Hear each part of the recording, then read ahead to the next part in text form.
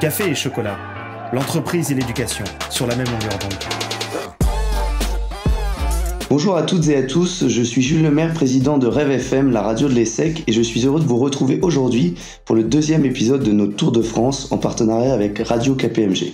Après l'interview que nous avons réalisée à la Savonnerie à Marseille, c'est à Toulon que nous sommes aujourd'hui, et plus particulièrement sur la base navale de la Marine nationale. Nous avons la chance de recevoir à notre micro le capitaine de frégate Pierre-Louis Josselin, porte-parole de la préfecture maritime Méditerranée et responsable communication de la Marine à Toulon. Créée sous le règne du roi Henri IV, c'est la principale base navale française, siège du premier port de défense d'Europe qui abrite la majeure partie de la force d'action navale. Alors, ma première question est d'ordre général. Il y a plusieurs composantes dans l'armée française, terre, air, marine, qui contribuent chacune aux enjeux de sécurité et de souveraineté de la nation, mais qui font face à des défis qui leur sont propres. Du coup, nous souhaiterions savoir quels sont ceux auxquels la Marine nationale fait face dans le contexte géopolitique actuel. Alors, tout d'abord, pour commencer, la Marine nationale, en fait, au-delà des autres composantes, la Marine nationale, on a l'armée de terre, l'armée de l'air, et c'est pas l'armée de mer, c'est la Marine nationale, parce qu'on a une fonction qui est duale. Ça veut dire qu'on est d'une part la composante militaire, et d'autre part, on est le principal outil de l'action de l'État en mer. On est ici dans la préfecture maritime. Il y a quelque chose qui est très particulier, c'est qu'en France, le représentant de l'État en mer et de tous les ministres, c'est un préfet maritime et c'est un marin qui a à sa main du coup tous les navires d'État, qu'ils soient civils, la SNSM, mais également tous les navires de la marine. Donc la marine, en fait, elle a en permanence ces deux gros enjeux-là, qui sont d'une part d'être la marine militaire pour toutes les missions militaires, et puis d'autre part d'assurer tout ce qui est en mer. Il n'y a pas de pompiers, il n'y a pas de SAMU, etc. Donc c'est en grande partie la marine qui contribue à ces moyens-là. D'où l'appellation de marine nationale. Donc c'est un premier enjeu qui est assez spécifique par rapport à nos camarades des autres armées. Et puis après, sur les enjeux, on va dire, qui sont plus liés aux missions militaires de la marine, le premier enjeu, c'est, on va dire, la protection des intérêts français. Donc il faut qu'on protège nos approches de toute agression ennemie pour savoir ce qui se rapproche de notre côte. En gros, c'est faire une défense le plus au large possible, essayer de repousser la menace le plus loin possible. Et puis la protection des intérêts français, c'est dans toutes nos zones économiques exclusives, c'est-à-dire qu'en fait, vous avez la côte française, vous avez 12 nautiques qui sont les mers territoriales, et puis après il y a 200 nautiques, ça fait quasiment 400 km, dans lesquels on a des droits en particulier en matière d'exploitation économique. Et donc la marine, une de ses missions prioritaires, c'est de préserver tout ça, parce que tout ce qui n'est pas surveillé aujourd'hui est pillé et revendiqué et se fait accaparer par d'autres nations. Et puis au-delà de ça, on doit protéger les intérêts français où qu'ils soient, c'est-à-dire tous nos concitoyens un peu partout sur la planète, et puis tous nos intérêts. Ça veut dire qu'en fait on est très dépendant du maritime, 80% de la surface du globe, mais 90% de nos approvisionnements pétroliers, ils passent par l'eau. Donc on a besoin de préserver ces artères qui sont vitales pour la France et son économie. Et la meilleure illustration, c'est aujourd'hui ce qui se passe en mer Rouge, où on voit que les Houthis se mettent à tirer sur tout ce qui bouge, et en fait ça a un impact directement colossal sur tout le trafic maritime et sur la souveraineté économique de la France. Et dans ces enjeux que vous venez d'évoquer, donc si je me trompe pas, en métropole, la Marine nationale s'organise autour de trois grands pôles, trois grandes bases navales qui sont Brest, Cherbourg et Toulon. Quelle est la spécificité des missions et des enjeux de la base maritime de Toulon ? Alors la Marine nationale, effectivement, en métropole, il y a Brest, Cherbourg et Toulon, auxquels il faut rajouter tout l'outre-mer. On a également des bases à La Réunion, à Nouméa, à Tahiti, en Guyane, en Martinique, avec des moyens qui sont disposés en permanence là-bas.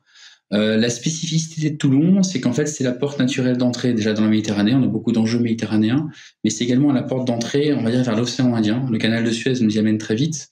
Donc, c'est un port qui est naturellement orienté vers les opérations, on va dire, en Méditerranée, océan Indien, qui sont aujourd'hui des champs d'action assez importants puisqu'il se passe beaucoup de choses.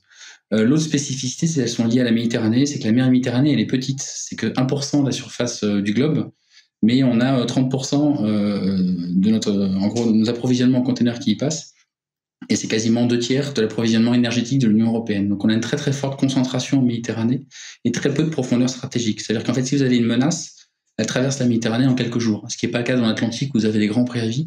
Ici, c'est beaucoup plus furtif, beaucoup plus soudain, et avec aussi tout un arc d'instabilité. On le voit lors des dernières crises qui ont eu lieu, qu'en fait, c'est souvent la Libye, la Syrie, enfin voilà, c'est souvent assez proche de nous, quoi. Donc c'est quand même une zone de tension assez forte, et c'est ça qui aujourd'hui oriente énormément, on va dire, l'action des navires qui sont en Toulon. Donc au-delà de la protection naturelle du littoral, et tous ces enjeux un peu plus spécifiques à la Méditerranée. Ok, très bien. Vous recoupez la question que j'allais j'allais poser juste ensuite, peut-être pour clarifier pour nos auditeurs. Vous avez dit que vous intervenez en Méditerranée, l'océan Indien, dans ces zones. Quels sont les principaux enjeux de sécurité maritime dans ces zones-là? Vous avez dit le transport d'énergie, de la sécurité directe. En fait, on a tout. On a, il y a tous les enjeux, on va dire le transport de pétrole, tout ce qui est gaz naturel. On a les porte-containers. On a quand même Suez et Gibraltar. Vous avez dans le détroit de Gibraltar, vous avez plus de 300 navires qui passent tous les jours. Un porte-container aujourd'hui qui est chargé, c'est énorme. En gros, ça fait l'équivalent de la distance de Bordeaux à Paris, 2 camions qui seraient au touche-touche, quoi. Donc, en fait, on se rend pas compte, mais un porte-container, il transporte énormément. Donc, en fait, on a des flux colossaux qui passent sous nos fenêtres et qu'il faut protéger. On a l'arc de crise dont j'ai déjà un petit peu parlé. Et puis, j'ai dit que ça permet d'être très, très vite un peu partout. Alors, moi, j'ai servi essentiellement sur des frégates à Toulon. Et en fait, j'ai un peu tout fait. J'ai fait de la piraterie au large de la Somalie. J'ai fait du groupe aéronaval avec des porte-avions. À l'époque, on envoyait nos avions frapper en Afghanistan ou en Irak. J'ai fait beaucoup d'opérations de narcotrafic, de lutte contre le trafic de drogue, puisqu'en fait, on a quand même beaucoup de flux qui passent au large de la péninsule arabique aussi. Donc, il y a énormément de choses à faire, énormément de choses à surveiller. Donc, on s'ennuie pas. Et puis, beaucoup de missions en Méditerranée aussi. Donc, il y a forcément un peu de narcotrafic. Les flux de cannabis, en gros, traversent la Méditerranée pour arriver en France. Beaucoup de tensions régionales en fonction des crises. Et puis, il y a aujourd'hui, en plus, des jeux de puissance. C'est-à-dire qu'on a un certain nombre d'acteurs, en particulier la Russie, qui sont aujourd'hui plutôt des puissances déstabilisatrices, pardon. Et souvent, tout ça se traduit en mer. À terre, c'est compliqué, parce qu'à terre, il y a des frontières, etc. La mer, c'est un espace de liberté, mais qui permet également une grammaire de la confrontation beaucoup plus facile. C'est beaucoup plus facile quand l'océan n'appartient à personne, d'y être présent et de montrer ses muscles que ce qu'on peut faire à terre. Donc, on a également tout ce jeu un peu on va dire, d'équilibre, des tensions et d'observation mutuelle qu'on ressent énormément en mer, en particulier en Méditerranée, puisque la mer Méditerranée, vous voyez, ça ouvre naturellement sur la mer Noire, qui est aujourd'hui une zone de conflit. La France est membre de l'OTAN, que vous parliez des puissances, des jeux de puissance. Ces jeux de puissance peuvent avoir lieu au sein même de l'OTAN et en tout cas des alliances des jeux de puissance avec les alliés de la France. L'OTAN actuellement est une organisation qui pourrait voir le soutien des États-Unis devenir moindre, en tout cas diminuer en cas d'élection de Donald Trump. Du coup, je souhaitais savoir si l'Europe allait du coup augmenter sa contribution et comment la marine collaborait avec les autres forces internationales et comment cela déterminait ses missions nationales. En fait, la marine nationale est une marine très otanienne. En fait, tous nos partenaires européens sont quasiment tous membres de l'OTAN.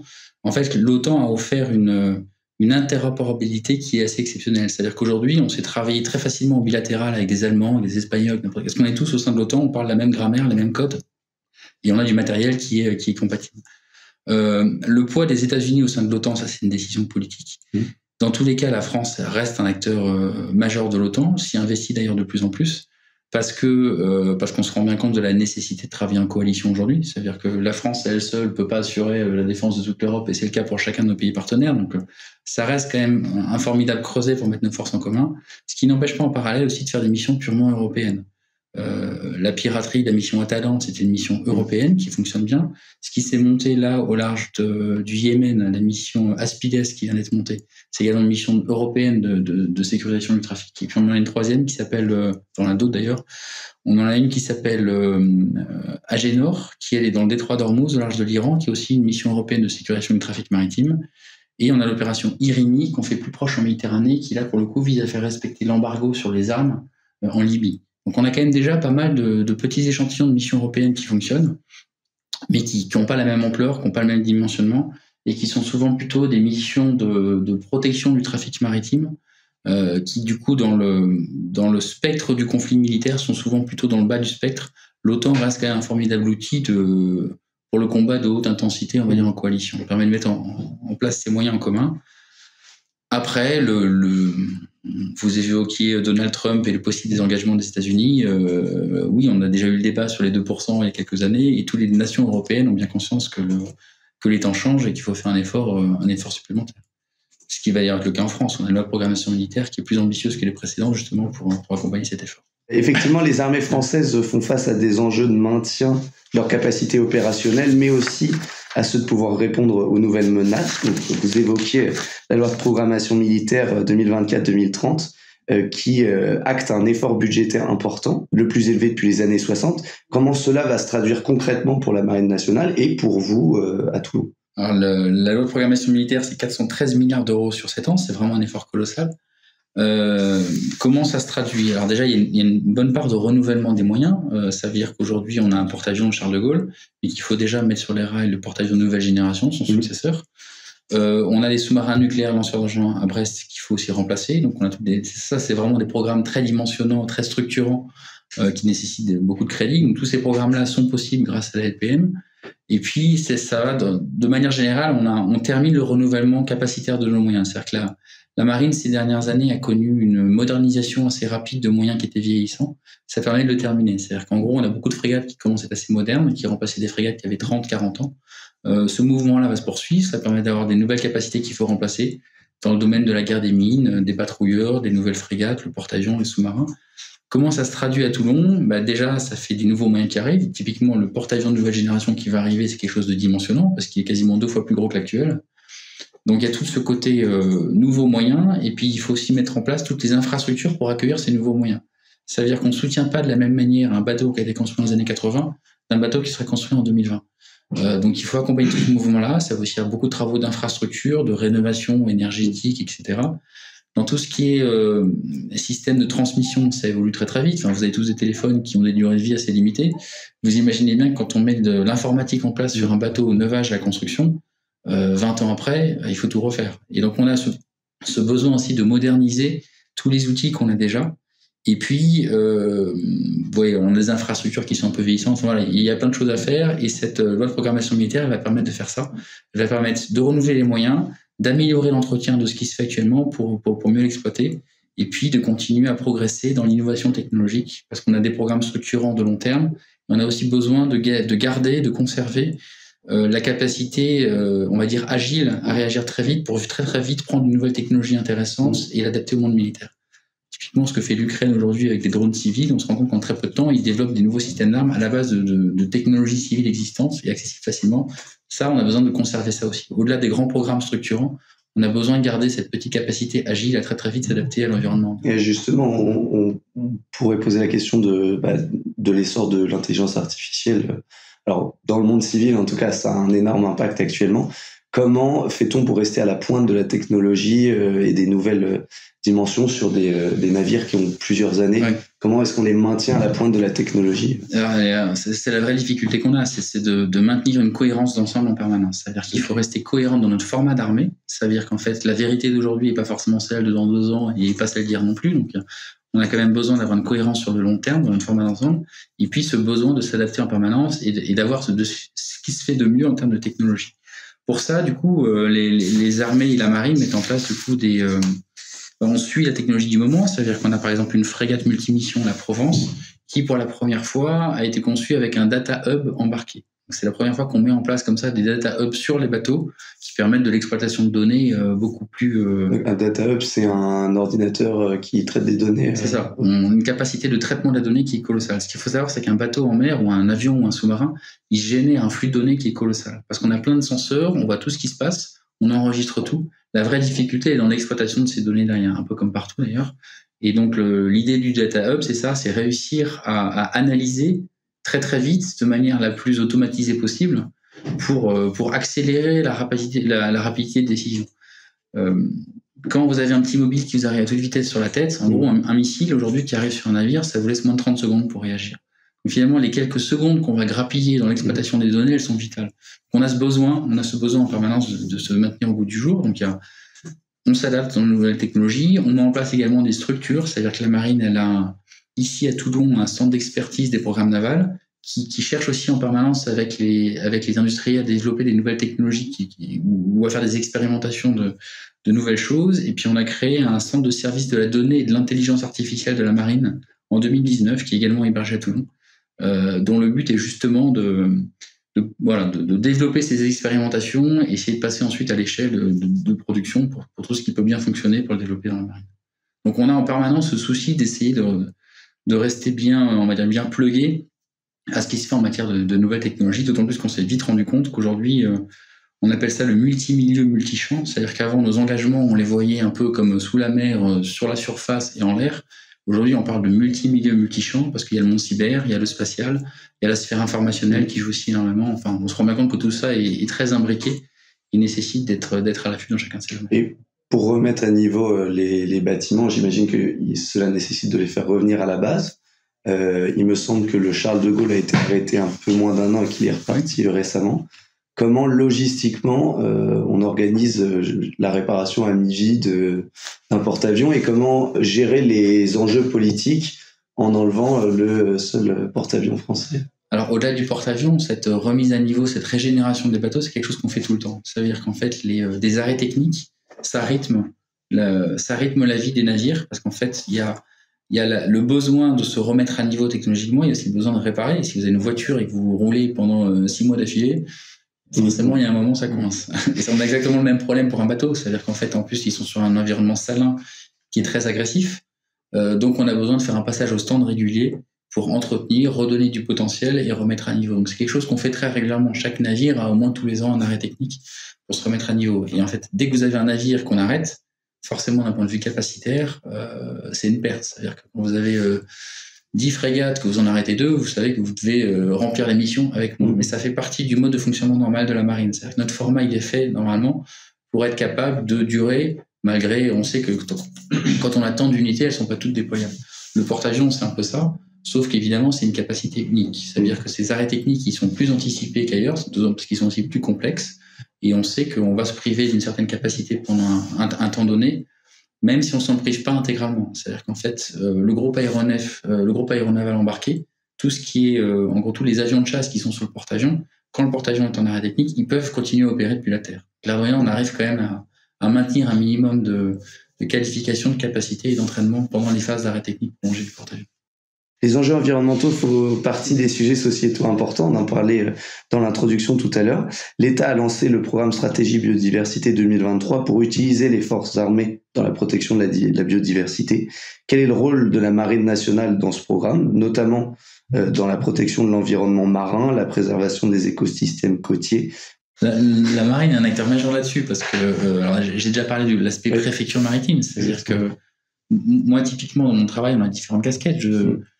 C'est nous qui avons la réglementation pour préserver l'environnement marin en Méditerranée et donc il est évident que la marine se doit d'appliquer, de faire appliquer ces réglementations. En fait, on est tellement impliqué, tellement imbriqué que ça reste un enjeu crucial. Après aussi par intérêt, les marins qui viennent dans la marine, c'est qu'ils aiment l'océan, donc ils sont également soucieux de sa préservation. Donc la marine est fortement impliquée parce qu'en fait en mer, on est au large, on est rapidement les seuls acteurs. C'est-à-dire qu'un navire pollueur qui viendrait dégazer à 180 nautiques de Toulon, globalement, c'est principalement des moyens de la marine qui vont le détecter et qui vont intervenir. Donc en fait, on est en permanence pris dans ces missions-là. C'est tellement vaste que je ne sais même pas comment dire. Mais c'est vrai à Toulon, c'est vrai sur chacun des océans, c'est particulièrement vrai outre-mer. Outre-mer, en gros, ce sont essentiellement les navires de la marine qui assument toutes les missions. C'est-à-dire qu'on a des moyens anti-pollution, tout ce qui est barrage flottant, etc., c'est mis en place par des moyens de la marine, des moyens affrétés par la marine. Tout ce qui est détection de la pollution, c'est pareil. On a des surveillances satellitaires, on a des aéronefs qui font des survols réguliers pour aller s'assurer que nos approches sont propres. Dans la police des pêches, on est également particulièrement investi. Ça veut dire que les navires de la marine, dont la gendarmerie maritime qui dépend de la marine nationale, ont des missions de contrôle des pêches. Et on a même créé très récemment des volontaires, des aspirants volontaires biodiversité, un contrat d'1 an et des gens qui sont spécialisés là-dedans et qu'on affecte sur des petits bateaux outre-mer qui vont dans des coins un peu particuliers, avec des écosystèmes très très particuliers, pour justement les étudier, les analyser, etc. Donc, la préservation de l'environnement marin, pour nous, c'est au cœur des enjeux. D'une part, parce que c'est notre milieu naturel et qu'on doit le protéger. Et puis d'autre part, on se rend bien compte que la sécurité environnementale est aujourd'hui peut être très rapidement une source de conflit. Ça veut dire que quand vous avez des problèmes de stock de poissons, très rapidement, vous avez des flottilles de pêche étrangères qui peuvent venir piller les eaux d'un pays, d'un État. Ça peut très vite dégénérer et être source de conflit. Donc on le fait parce qu'évidemment, il faut protéger l'environnement et puis aussi parce que d'un point de vue sécuritaire, ça a très rapidement un impact. Pour clore cet entretien, j'aurais une dernière question en rapport avec donc la ligne éditoriale de notre émission, à savoir l'entreprise et l'éducation sur la même longueur d'onde. La Marine nationale a besoin de disposer de très nombreuses compétences au sein de son personnel et de renouveler son personnel aussi. Quelles actions avez-vous mises en place vis-à-vis des écoles au sens large pour attirer des talents, mais aussi pour favoriser l'insertion des jeunes? Des partenariats avec les grandes écoles ont-ils été développés et qu'apporte-t-il à la Marine nationale?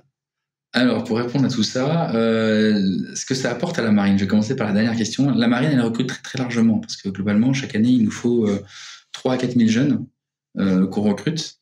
Et on recrute en gros du niveau 3e jusqu'au bac plus 5. Donc en fait, on recrute très très largement et dans énormément de métiers. En fait, on peut faire tous les métiers dans la marine, sauf peut-être conducteur de char, mais sinon, enfin, vous avez des cuisiniers, vous avez des informaticiens, on a vraiment tous les métiers du monde à bord des bateaux. Donc on a une vraie diversité. Et c'est pour ça que le fait d'avoir des gens qui viennent de tous les horizons, de toutes les écoles, c'est une vraie richesse pour la marine parce que ça permet c'est ça qui la fait vivre en fait. Ça l'irrigue avec énormément de talents qui viennent d'un peu partout. Et la marine a de très nombreux partenariats avec des écoles de commerce, avec des écoles d'ingénieurs. On est présent sur beaucoup de salons. Je crois qu'il y a plus de 110 partenariats entre la marine et l'éducation nationale. Donc c'est quand même quelque chose d'assez important. Évidemment, je vais faire la publicité pour ma boutique, mais c'est vraiment quelque chose ça reste une expérience exceptionnelle en fait. Et je trouve que le gros avantage de la marine, c'est qu'elle vous offre. Alors, j'ai bien conscience que tout le monde ne fait pas l'ESSEC pour s'engager dans la marine derrière, même si on peut toujours être recruté sur titre. Mais il y a également d'autres contrats qui sont intéressants. La marine offre des contrats de volontaires aspirants qui durent 1 an, qui est un peu comme une année de césure et qui permet souvent alors, on a souvent des gens qui sont plutôt dans des grandes écoles qui font une césure d'1 an et qui leur permettent de vivre une expérience pendant, on va dire, c'est 10 mois en gros, embarqués sur un bateau avec souvent, on peut leur confier de grandes responsabilités. Il y en a qui se retrouvent chefs de quart, c'est-à-dire qui se retrouvent à diriger le bateau. C'est-à-dire que c'est eux qui sont seuls aux commandes pendant 4 heures, pendant la durée de leur quart, sur des navires qui soient des grosses frégates ici à Toulon. Parfois, c'est je viens de Polynésie, j'étais en Polynésie française juste avant. J'avais un jeune volontaire aspirant qui se retrouvait chef de quart à Tahiti, en Polynésie, avec des missions dans les détroits de Taïwan. Enfin, ça reste quand même quelque chose de très, très extraordinaire. Et la marine offre tout ça, soit pour du recrutement, de l'engagement, mais également via les partenariats et puis via ces contrats courts qu'elle propose pour se faire connaître parce qu'on n'est pas l'armée la plus connue et puis voilà, pour offrir des expériences assez uniques.